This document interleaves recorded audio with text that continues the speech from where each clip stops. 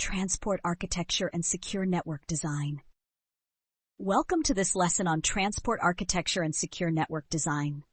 Transport architecture refers to how data moves across a network, including its routing, switching, and transmission methods.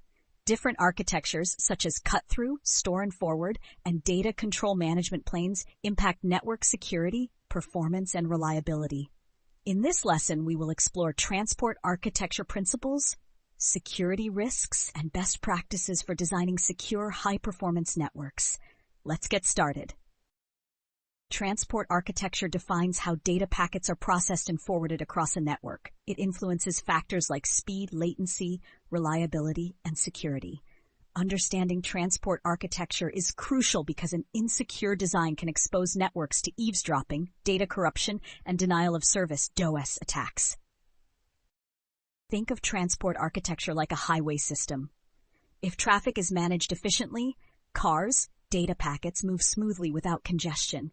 However, if roads are poorly designed or security checkpoints are missing, accidents and security breaches can occur. For example, an organization using a high-speed cut-through switching method might experience faster data transfer, but this could introduce vulnerabilities if malicious packets are forwarded without verification. Here's how to secure transport architecture in network design. Implement packet inspection mechanisms to detect and block malicious traffic. Use network segmentation to isolate critical systems from untrusted traffic. Deploy intrusion detection and prevention systems IDS/IPS to monitor and block suspicious activity.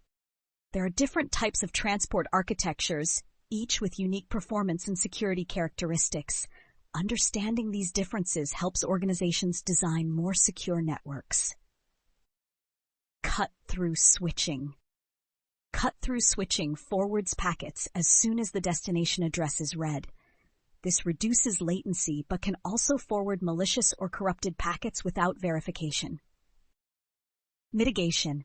Use firewalls and deep packet inspection to filter malicious traffic. Store and forward switching. Store and forward switching holds packets temporarily to verify integrity before forwarding. This enhances security but increases latency.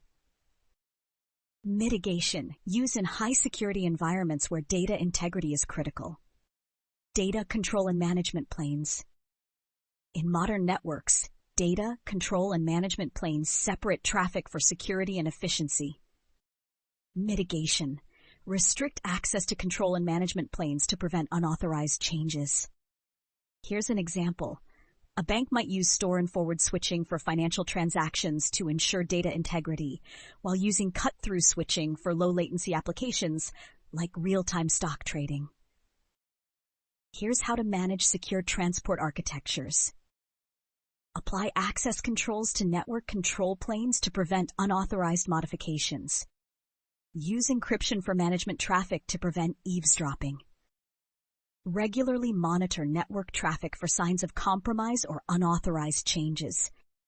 Network performance is critical for maintaining a reliable and secure infrastructure. Several key metrics determine network efficiency and security. First, let's talk about bandwidth. Bandwidth is the maximum data transfer rate of a network. Higher bandwidth means more data can be transmitted, but without security controls, high bandwidth links can be exploited for data exfiltration. Next is latency. Latency refers to the delay in data transmission. Secure networks should balance low latency with security measures like encryption and deep packet inspection. Then we have jitter, which measures variations in latency. It's especially important in real-time applications like VoIP and video conferencing. High jitter can lead to poor call quality, making QoS, quality of service, configurations essential. Finally, we have throughput, which represents the actual data transfer rate. Secure networks should optimize throughput without compromising security controls like firewalls and IDS systems. For example, a healthcare provider using telemedicine services must optimize network latency and jitter to ensure smooth video calls while also applying encryption and intrusion detection systems to protect patient data. Here's how to optimize network performance while maintaining security. Use QoS policies to prioritize critical applications like VoIP and financial transactions. Implement network monitoring tools to detect performance issues. Optimize encryption settings to balance security and speed. Understanding how traffic moves through a network is key to designing secure architectures. There are two main types of traffic flows: north-south and east-west. North-south traffic moves between a data center and external networks, such as the Internet. This traffic requires strict security measures like firewalls, intrusion prevention systems, and VPNs to prevent unauthorized access. East-west traffic moves between devices within the same data center or network. While this traffic is internal, it must still be secured to prevent lateral movement by attackers. Microsegmentation and zero-trust principles are effective strategies for protecting east-west traffic. For example, a cloud provider might encrypt north-south traffic with TLS to secure customer connections while using microsegmentation to isolate east-west traffic between virtual machines. Here's how to secure network traffic flows. Deploy firewalls at network perimeters to protect north-south traffic. Use microsegmentation to limit east-west movement within a network.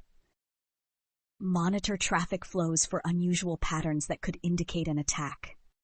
Segmentation is a fundamental security practice that isolates different types of network traffic to minimize risk.